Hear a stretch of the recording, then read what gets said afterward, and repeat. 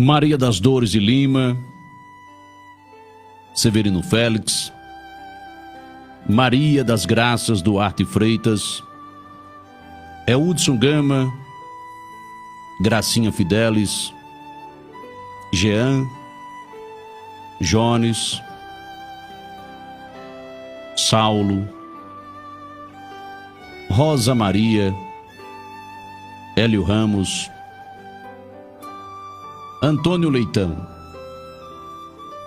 Rubens, Francisco Linhares, Rafael Soares. A lista não para por aqui. Ela é muito maior. 35 guarabirenses que perderam a vida desde o último mês de maio em razão da Covid-19. Não são apenas números, nomes, são histórias, são vidas. Vidas que representavam muito para outras vidas. Vidas que se foram e que deixaram outras vidas enlutadas, incompletas, partidas, tomadas pela dor, pela tristeza e pela saudade.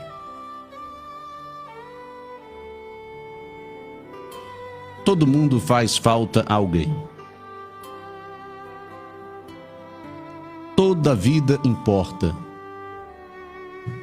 Seja de um jovem de 20 anos de idade, de um ancião de 90.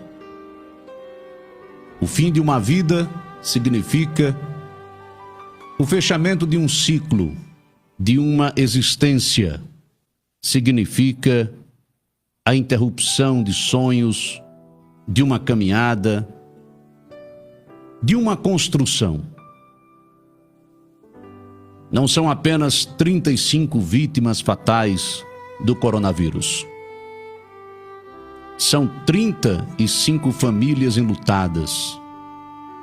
Pais, mães, filhos, netos, primos, sobrinhos, tios, cunhados, noras, genros, são os amigos, todos sentindo a falta desse alguém que partiu. Não podemos nos esquecer disso. Não podemos perder isso de vista. Não podemos banalizar o que estamos vivendo. Não devemos nos acostumar achando que tudo é normal, é assim mesmo. Nem tudo está ao nosso alcance. Nem tudo depende do nosso querer. Mas é preciso buscar reagir. Enfrentar da forma mais eficiente o que estamos vivendo. Cada um, enquanto pessoa humana, e aqueles que têm a responsabilidade de estabelecer comportamentos, regras, para que a tragédia não se abata sobre nós de forma tão feroz, tão violenta. Em uma semana, 6 vidas. Em 24 horas, no final de semana passado, o pastor Hélio Ramos,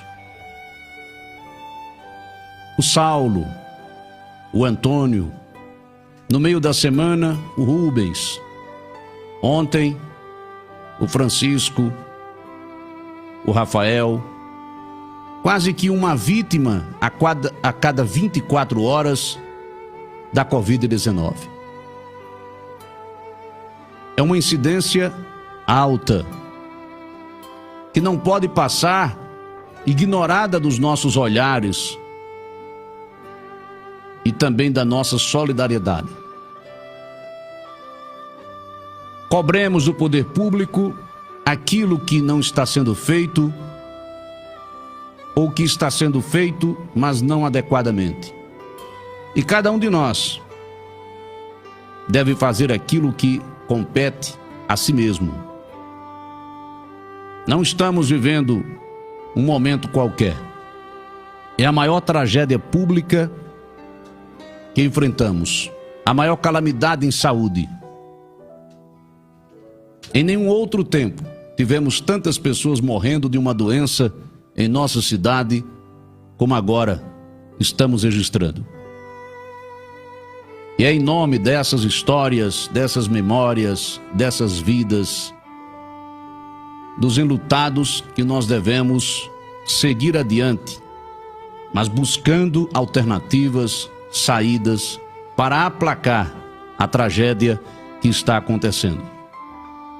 Meus sentimentos, minhas condolências, mais uma vez, a todas as famílias que estão enlutadas, que mais do que perder seus entes queridos, tiveram de si, em razão das circunstâncias, subtraído o direito sagrado, histórico e universal, que transcende a todas as civilizações, de realizar um velório digno, de sepultar seu ente querido, prestando-lhe a última homenagem, se despedindo, prestando ali o último adeus. Na pandemia, mais do que a morte, também faz sofrer essa despedida que não acontece à altura da história de cada um. Sem a presença de toda a família, sem a presença dos amigos, dos conhecidos, da comunidade, e sem o tempo devido para definitivamente se prestar uma homenagem, para se fazer o último adeus. E depois, o luto de 24 horas sem cessar. O isolamento diz que temos que ficar em casa para evitar que entremos também nas estatísticas fatais da pandemia. E estar em casa significa, para quem perdeu o seu ente querido, lembrar 24 horas. Na cozinha, na sala, no quarto, em tudo, sentir a presença de quem se foi.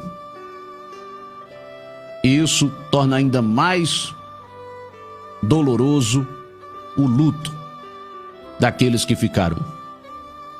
Que Deus abençoe a todos, a todas. Que Deus, com a sua misericórdia, esteja presente na vida dessas famílias e proteja também as pessoas que estão infectadas, sobretudo as mais graves. E nós, cidadãos, cumpramos o isolamento social. Entendamos de uma vez por toda a necessidade de fazer isso, sob pena de a pandemia nunca terminar e depois a gente olhar para trás e contar mortos e mais mortos, histórias e histórias encerradas. E o poder público, acorde, faça a sua parte. Aquilo que a população não fizer voluntariamente, por iniciativa dela, é preciso utilizar aquilo que tem a gestão pública, o poder executivo, para garantir o respeito ao isolamento, para que a gente controle essa situação. A cidade está em primeiro lugar,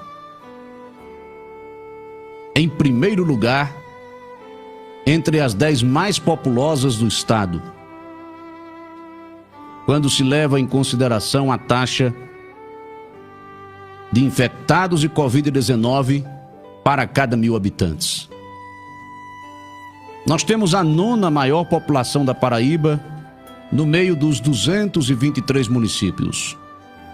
Porém, quando se fala em infectados pela Covid-19, nós estamos em primeiro lugar nessa lista dos 10 municípios mais populosos, que é composta por João Pessoa, a nossa capital, por Campina Grande, por Santa Rita, Cabedelo, Sapé, Patos, Souza, Cajazeiras. Nós temos o primeiro lugar disparado. E isso não é normal. Se isso não comove as nossas autoridades locais, alguma coisa está errada.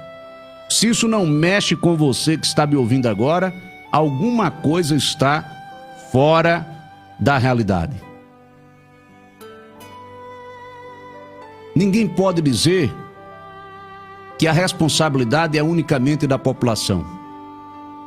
Será o povo de Guarabira o mais desobediente e insensível de toda a Paraíba? O que menos obedece o isolamento social? O que menos sente essa realidade? Claro que não. Está faltando ao nosso povo comando, liderança. Nós não podemos continuar como estamos. Entre quase todos os municípios paraibanos, nós temos a terceira maior quantidade de infectados por Covid-19. Terceira maior. E quando se faz o cálculo proporcional entre os 10 municípios mais populosos, estamos em primeiro lugar. Dados de ontem, do Estado e da Prefeitura: 2.374 infectados. 2.374. 35 mortes. Graças a Deus, 1.126 pessoas se recuperaram. 2.800 que tinham sintomas foram testadas e não confirmou a incidência da doença nelas. São os casos descartados. Mas há 5.812 pessoas em Guarabira com sintomas da Covid-19 à espera do teste. E esse número cresce a cada dia. A cada boletim, a cada 24 horas ele é maior. E por que é maior? Porque o vírus está circulando mais na cidade, está alcançando mais pessoas. Não se consegue reduzir a quantidade de pessoas à espera do teste e que manifestam os sintomas da doença. Claramente nós perdemos o controle da pandemia. A pandemia controlou a cidade e não adianta fechar os olhos, olhar para o lado, ignorar o que está acontecendo, fazer de conta que isso não é a realidade. É preciso enfrentar, é preciso admitir onde se errou, onde se omitiu e buscar construir uma nova agenda, um novo planejamento, um novo conjunto de medidas e ações para que a gente consiga, ao menos, estabilizar. Para que não apenas nós preservemos as vidas e a saúde das pessoas, mas também evitemos que a nossa economia, que é importante para gerar emprego e renda e manter as pessoas, se acabe, porque quanto mais durar a pandemia, maior será a tragédia para as pessoas que vão morrer em maior número, que vão adoecer em maior quantidade, e para a nossa economia, que vai sucumbir, vai ser devastada. É hora de reagir. É hora de assumir a responsabilidade. E eu faço aqui um apelo muito sincero, como cidadão, ao prefeito Marcos Diogo, que nos últimos dias tem ignorado a pandemia, não fala do assunto, só fala em calçamento, só fala em asfalto, que as obras aconteçam, a cidade delas precisa. Tardiamente, em tempo de eleição, mas precisa. Mas o nosso grande desafio no momento, o nosso grande drama é a pandemia. Do que adianta um asfalto bonito se uma vida se foi e não vai poder ali aquela pessoa caminhar, passar com seu carro, Do que adianta o calçamento na rua de alguém que perdeu a vida para a Covid, viveu a vida inteira na lama e na poeira, e agora chegou o calçamento, mas a vida se foi. Nessas horas é preciso estabelecer o que é prioridade. Primeiro, a vida, que uma vez perdida não volta mais. Os recursos existem, as orientações de diversas entidades, instituições e esferas de poder também.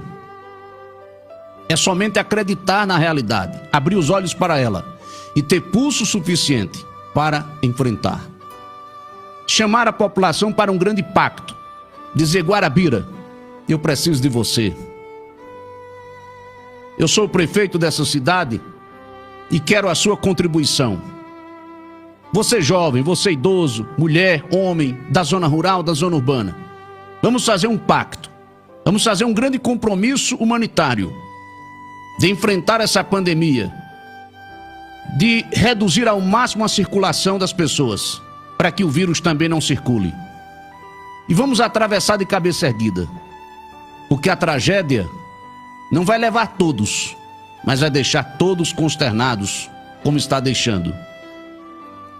E a história vai cobrar também a postura e a responsabilidade de cada um em meio a isso que nós estamos vivendo.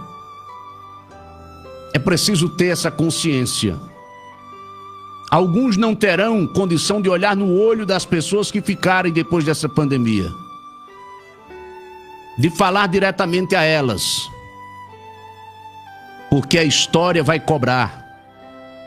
Uma hora ou outra, a cidade vai acordar para o que está acontecendo e vai perceber que faltou liderança, comando, sensibilidade, compromisso, respeito à vida. Precisamos levar tudo isso em consideração. Esse jogo é Guarabira versus Covid e nós não podemos perder. Por que outras cidades não estão perdendo? Porque Bananeiras não tem sequer 100 casos.